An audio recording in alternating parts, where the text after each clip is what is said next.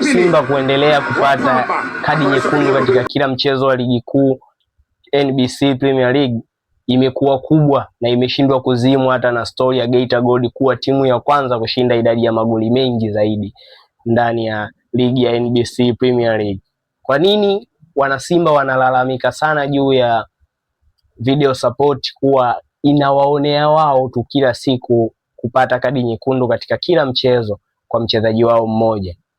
Kwa upande wangu sijaona kosa ambalo refarii amefanya wala video support imefanya, kwa sababu faulu zote ambazo wachezaji wa Simba wanazifanya na kupelekea kupata kadi nyekundu ni dangerous foul na zilistahili kupata kadi nyekundu.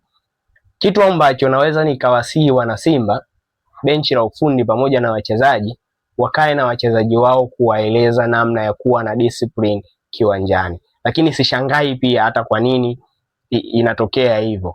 Ukitazama Simba sasa hivi inacheza kwenye shape ya 4-3-3, lakini wanafanya high line pressing wanapokwenda kunyang'anya mpira kwa adui, kwa maana wanapopoteza. Kitendo hicho kinaharibu zaidi shape nzima ya kiulinzi.